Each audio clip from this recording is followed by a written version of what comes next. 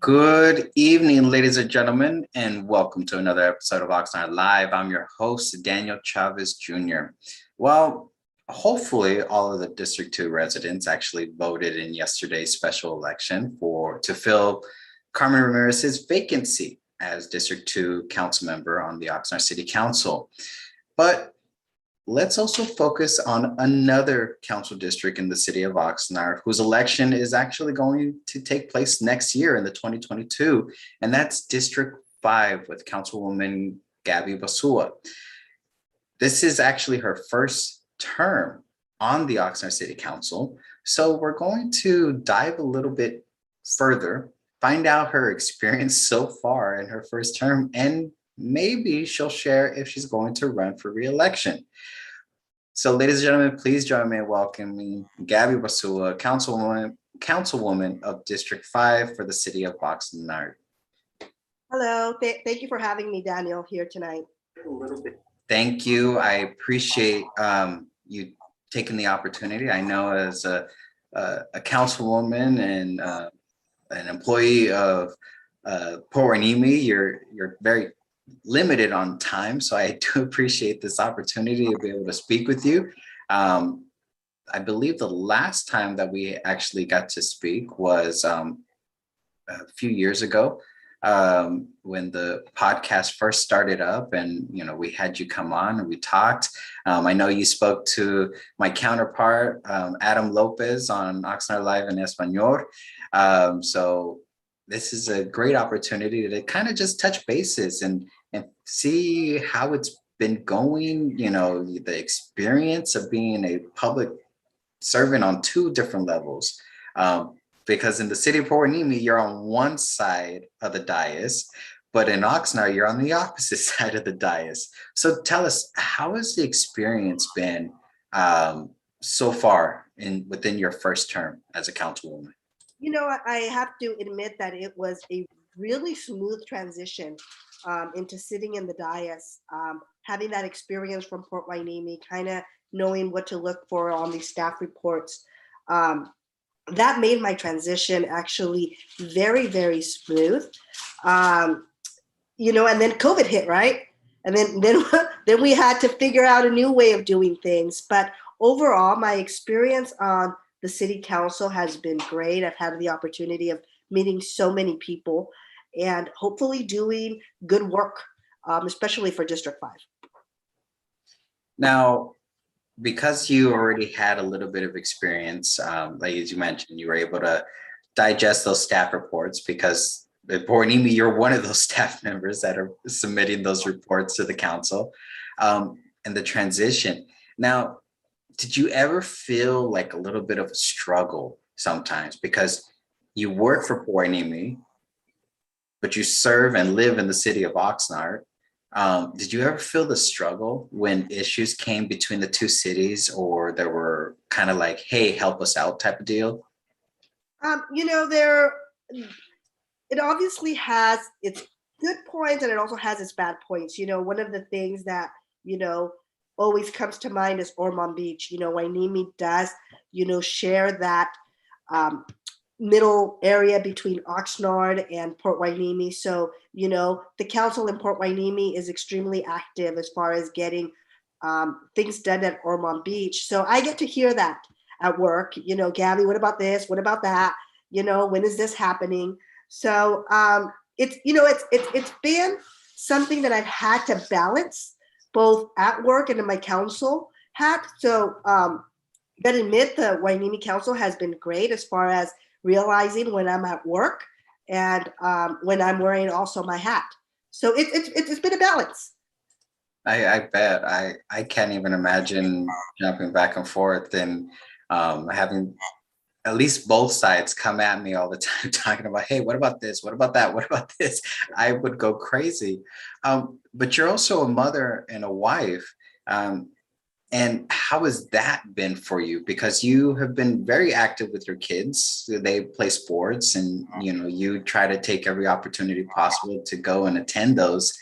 Have you noticed your time being restricted as a result of serving on both, or have you found a happy balance between everything? It's when I first ran, it was really, really important for me to have my kids, you can say blessing, mom, yes, we're going to support you in this. Yes, I have missed out on a few things here and there, birthdays. Um, but they understand. My kids are a bit older now. So my 20-year-old, since I got elected, moved to Pennsylvania. And my 18-year-old just recently moved to Ohio for school. So I'm becoming an empty nester. So I'm having a little bit more of a free time. My daughter's a junior, very active in club soccer. So I'm still enjoying going to her games and being part of the community, especially here in Oxnard. Um, even after she's done with soccer, I'm going to continue doing that, being part of her soccer club and continuing to hopefully bring additional resources out to not only soccer but to the whole youth in general. Well, I think it's safe to say that, well, you got two of your children that are moved out of state for school, and then your daughter, who's a junior, they're already at that age that they probably don't even want to be around mom and dad anyways. That is so true. She's driving now, so Oh, wow.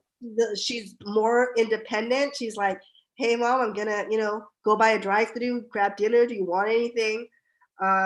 So it's definitely it's a good thing, right? You want them to have wings. You want to set the foundation, and you want them to fly. But it's also very sad. So I tell people, time flies by really, really quick. Enjoy your kids. Um, you know, I miss it. I really do. But I'm also, trying to enjoy what's up next.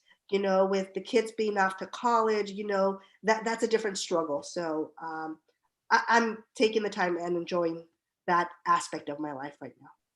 Well, before the show, I had shared with you, my daughter is in kinder, and how that has been an experience for myself of seeing her independently walk down the hallways to her class, and it's still that sad thing because it's like this is my baby.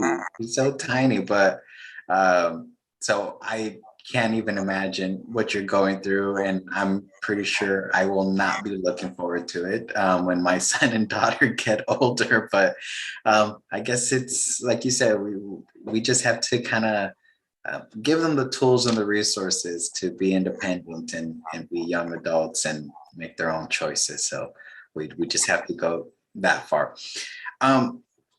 I want to actually talk about youth. Part of the city council's 5-year priorities. One of those was to focus on our youth, make improvements to our parks and recreation and try to build it back up, because after COVID, a lot of things fell through the crack. And as we all know, and you from your years of being an employee with Port Hueneme and now councilwoman, Parks and Rec always are the first ones on the chopping block. So with our mayor and the city council, you've all really emphasized the importance of prioritizing our youth, of our parks. What could residents in District 5 see coming towards their way as one, Measure E is now in the works, and the city's priority is focusing on our youth and Parks and Rec? One thing that's coming to District 5, which I am really, really proud of, and could not have done it without the support of my fellow council members, is bringing an aquatic center to South Oxnard at the College Park area. That in itself, I think, is a great accomplishment. It's going to be thanks to everybody, that supported this idea. Um, and when we talk about youth, one thing when I first ran that I, remember talking to the city manager about is kids in our area, as close as we are to the beach, cannot swim. Cannot swim. I just recently, actually in a Port Hueneme City Council meeting, I heard one of the council members state that one of the struggles that Hueneme High School goes through is their water polo. Kids are trying out for water polo at the high school level and they do not know how to swim. They do not know the fundamentals of water safety.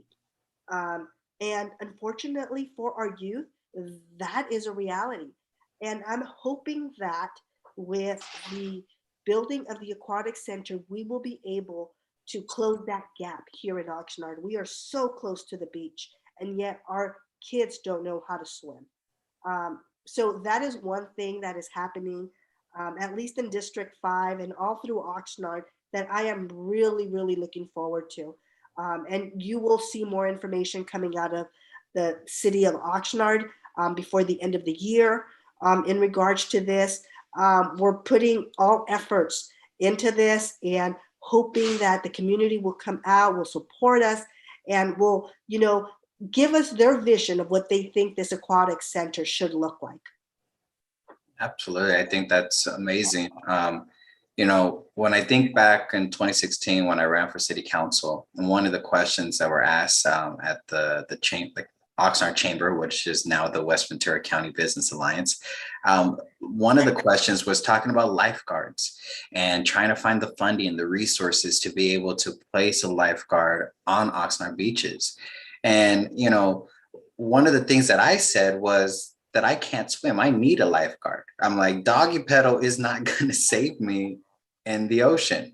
So I think that's really great to be able to see that we could start building that foundation for our youth to be able to learn how to swim. And so that if they get to the high school level and they decide to do water polo, they'll be able to have that experience and like you said, the fundamentals behind it.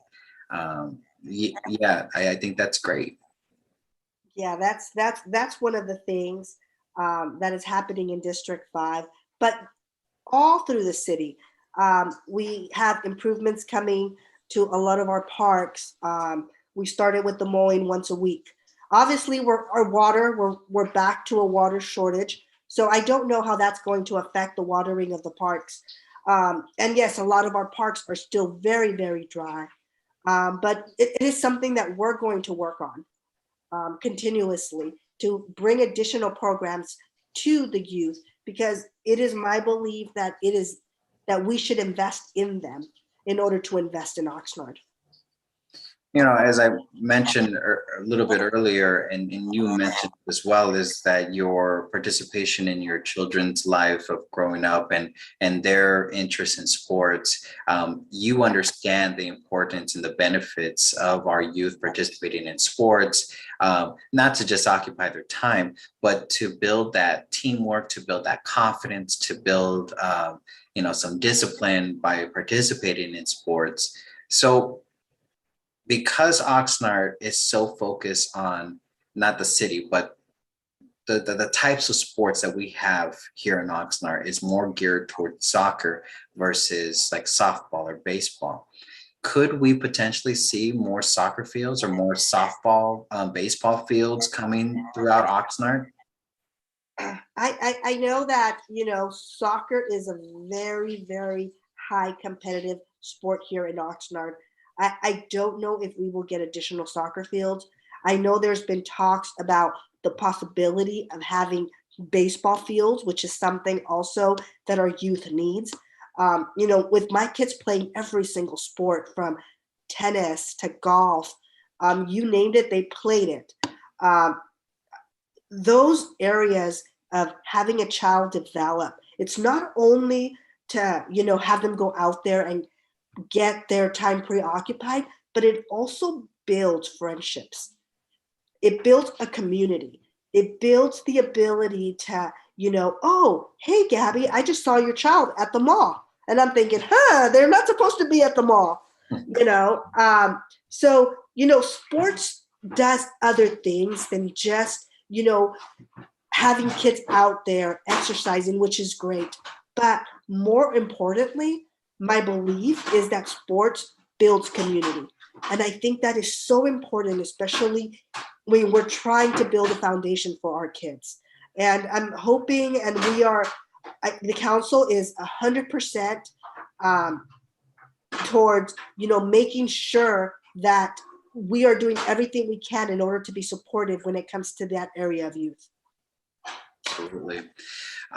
So let's talk about some accomplishments. We know that you talked about the aquatic center coming to District 5 that's going to benefit the residents of South Oxnard, regardless of district, and pretty much the entire city.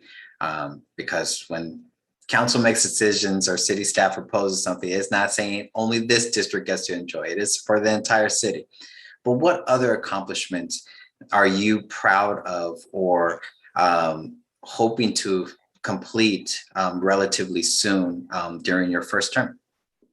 You know, one thing that I'm extremely proud of, and again, and I'm sorry, I'm a little bit under the weather, so my voice is a little bit cracked. One thing is when we had severe budget cuts, Fire Station 2, which is in District 5, was on the list to be eliminated. And I found a way to try to save it, and we did. And my council members agreed. And that was, I think, one of my first biggest accomplishments on this council. The other thing, and I want to make sure that yes, having representation in your districts does work.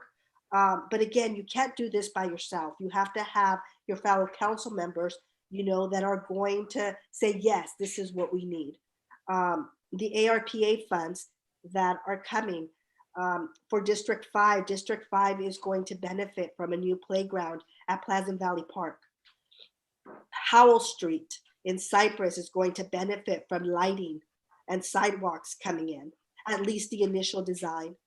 The Diamond Bar area is going to benefit from having the wall that has collapsed be restored to those homeowners. We have a new bathroom coming in at College Park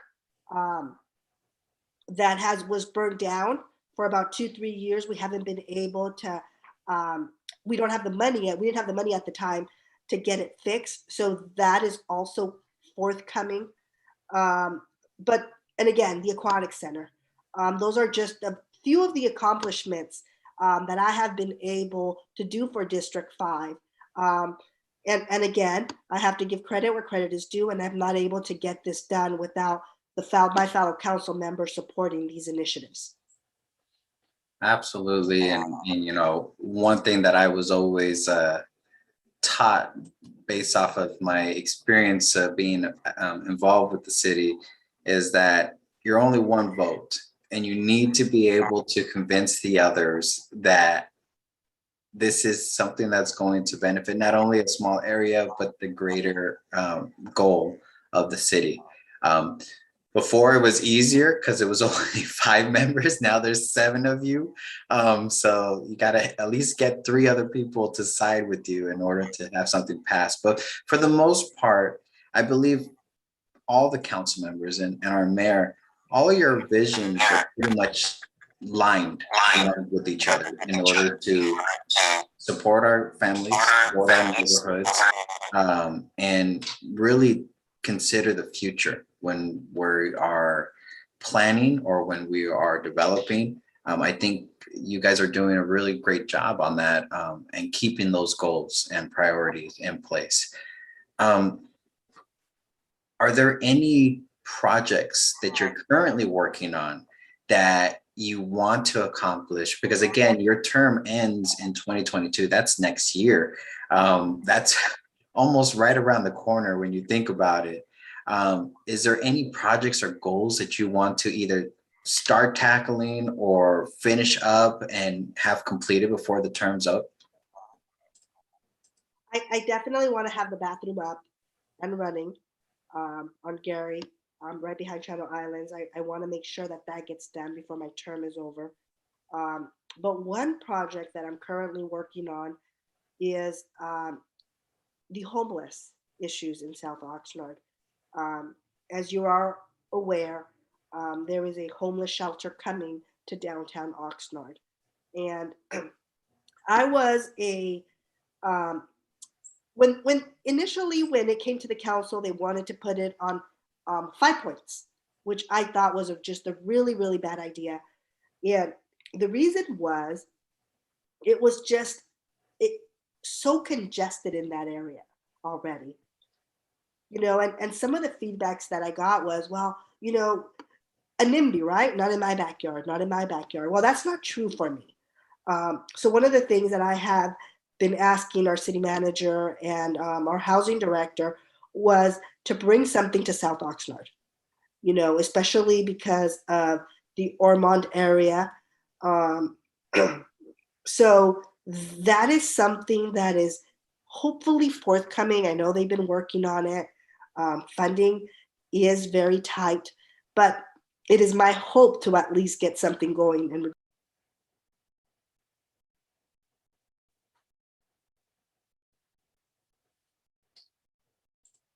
I know you said that you're under the weather, and and I appreciate you again taking the time to be with us. And I know you had a little cough attack right there, but I appreciate you again being able to share your insights and your information on this. Um, but please go ahead if when you're ready. no, so I mean, so that's my hope. My hope is to at least start something in South Oxnard, um, at least start the talk, you know, on bringing something to South Oxnard with in regards to homelessness. Now, I wonder if there's been any conversations with the city of Port Hueneme. I know, as you mentioned at the top, that Port Hueneme, Oxnard, they share Ormond Beach, or Port Hueneme backs up to Ormond Beach, that is part of Oxnard. And the homeless has been an issue in the area. We all recall Helico a few years ago had to be cleared out. That was, I believe, over 500 people that were in that one location. Some got services, some just moved to other locations, and some even left the city as a result. But has there been any conversations between a collaboration with Port Hueneme to maybe help out in the terms of, and this is maybe kind of a gray area because I don't want you to speak on behalf of the city. So just take it from the Oxnard side, if there's been any dialogue between the two cities that you are aware of, that maybe they'll work together to establish a shelter together that would benefit the city of Port Hueneme as well as the South Oxnard portion. You know, that's a really good question, and I'll give you a little bit of insight to that. Um, I have been directed to start those talks with my Hueneme hat on to the city of Oxnard. Um, it is something that might be a possibility that the city of Port Hueneme might be interested in. But of course, looking at Oxnard to take the lead. Oxnard has definitely more resources available to them than the city of Port Hueneme does. Um, Now, that doesn't mean that the city of Port Hueneme isn't able and willing to be a part of this. But yes, that is something that at least um, I have been asked with my Hueneme hat to start those conversations with Oxnard. And I'm looking forward to see what Oxnard can come up with as far as trying to get resources out to Halico. As you know, they were going to start again doing evictions at Halico. There is a report coming to the council here shortly on what efforts are underway. Um, this population, it's, you know, very, very vulnerable, and we need to be very careful on how we do things. So this is extremely important to me. This is something that I see every day on my way to work. And it is my hope that both cities will be able to collaborate in a way that is going to be beneficial for both cities. Absolutely. I think that's great. And thank you for sharing that. And I apologize for putting you in a position that, it's one of those hard situations because you want to talk about certain things, but I have to remember that you wear hats on both sides. So I have to try to be careful with my questionings, but I appreciate that insight. And, I look forward to seeing things come from those conversations and hopefully something beneficial, because as we all know, the homeless population is not a population that stays in one area. They travel, they move around. So they may be in Port Hueneme one day, but then all of a sudden migrate to Oxnard or vice versa. So we need to try to figure out some type of solution. And this is a thing that's been going on for years, and it's not unique to our region, but definitely something needs to be addressed. Yes, it does. And I'm looking forward to a collaborative effort among both cities, um, and seeing what, Wainimi has a lot to offer, and allowing them to make that contribution to homelessness is definitely um, something that I would greatly, greatly encourage from the city that I work in, obviously. Um, so I'm hopefully, we're looking forward to some kind of partnership. Not sure what it would look like. Not sure if it's even something, again, um, it's forthcoming. Absolutely. So I want to kind of shift gears a little bit. And was a question I was kind of wrestling with. Do I ask it? Do I not ask it? Is it appropriate? Is it not appropriate? Would I cause damage by asking it or not? But I'm curious, and I'm pretty sure others are curious, and it's already been alluded that your term ends next year. Are there any future plans of you running for reelection and continuing to represent the residents of District 5 on the Oxnard City Council? I do plan on running for reelection. It is my hope that the residents that I represent at the city council, I'd be honored for them to reelect me to another 4 years. I want to see, the breaking ground of the aquatic center. I want to see that through. I want to see all these little projects that are still in the works completed, and continue to bring additional resources to South Oxnard. We have so much potential here in the South, and we're just getting started.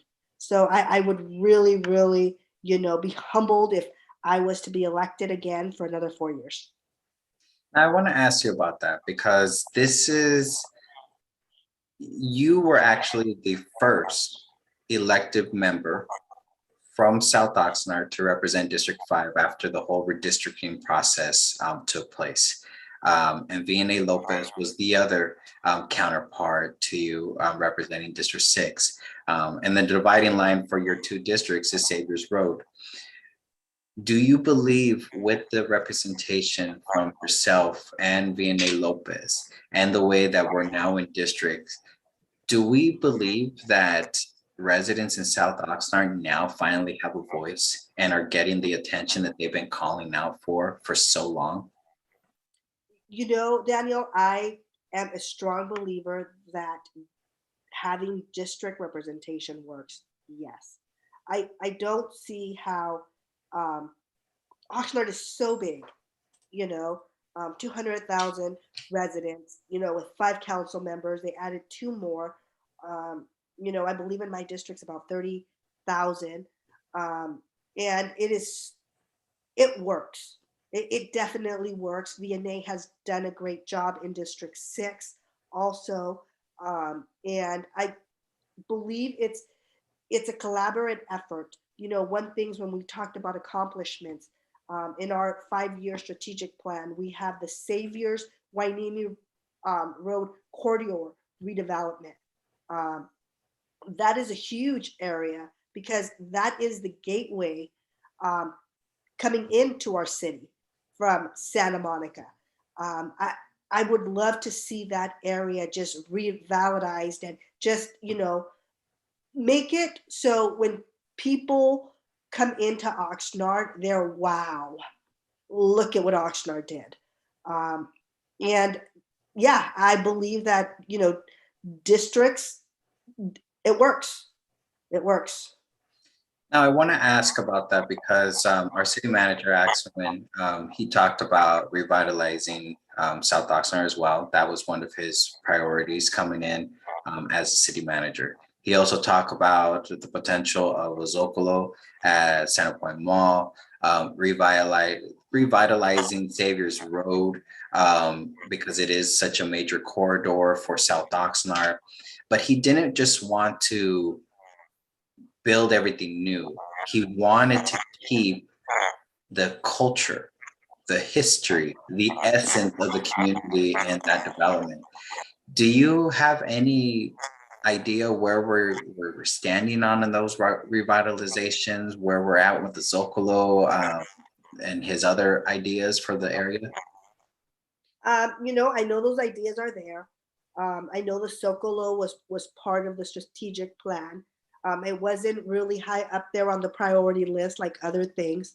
I don't know where we're at with that. That's a really good question, and maybe something for our city manager, Council Member Lopez, also to be able to speak about. But as far as my knowledge, I don't know where we're at with that. That's good to know. And definitely we're going to be having Council Member Lopez join us in the future, as well as bringing our city manager back to the show. Gabby, I appreciate, again, you joining me this evening. I know you said you're under the weather. You had a small little cough attack, which wasn't bad. We were anticipating it to be more, but it wasn't that bad. And great information coming from you and your accomplishment. And it's good to hear that you're planning on running for re-election and continue to represent the residents of District 5. Are there any final words you want to be able to share? Any announcements dealing with the district that you want the residents to be aware of? I want the district and all Oxnard, not only the district, but because the Aquatic Center is coming to District 5. The city of Oxnard will be holding informational meetings starting in December. So that is more information forthcoming to the residents. But I would encourage every single person to come out, see what these informational sessions are about. Give us your opinions. Tell us what you want to see. This isn't not only the city council's vision, administration vision, but this is the vision of the people that live here in Oxnard. And I would really encourage them to come out and give us their opinion on what they believe the Aquatic Center should look like. Absolutely. I think that's great information. And as you said, it's not just a District 5 thing, it's the city of Oxnard thing. And you're also looking to fill a couple of vacancies on some of the citizen advisory groups as well. Do you want to share those? Maybe we have somebody watching that may be interested. Yes, I am definitely. I'm looking to fill a vacancy in our homeless commission board, which is an extremely important seat for my district, especially because of the projects that I hope the city will be looking into as far as homeless shelter in District 5 and 6. So I am looking for somebody that can sit in this seat and be an advocate for the homeless community. So if you are interested, please contact the City of Oxnard City Clerk, Rose Chaparro. She can give you an application. And that in itself, I think it's a great start for somebody that really wants to get involved in our city. The Homeless Commission is extremely involved and continuously active. So I would encourage anybody that's interested in applying for this seat to apply.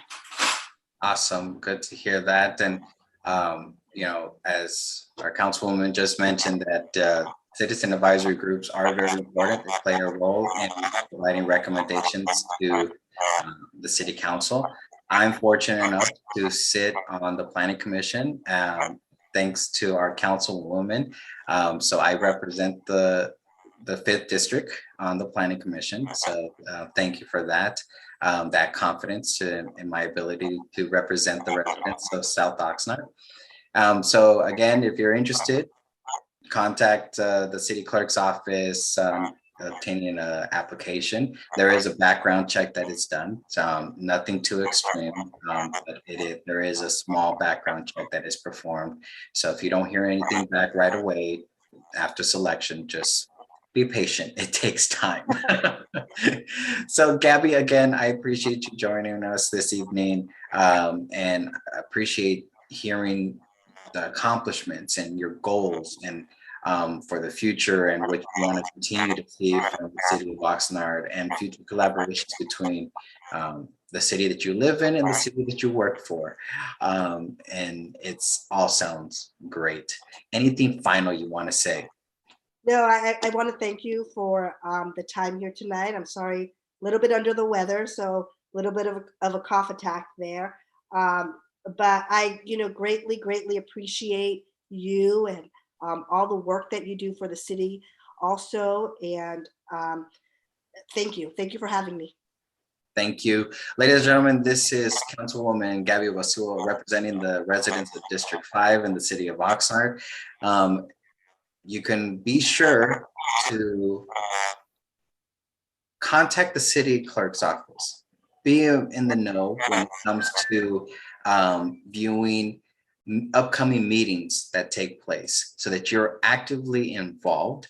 You get a notification, hey, this meeting is occurring. So stay involved. As it was already mentioned by the councilwoman, the aquatic information is going to be coming out. So you want to be in the know of what's occurring there.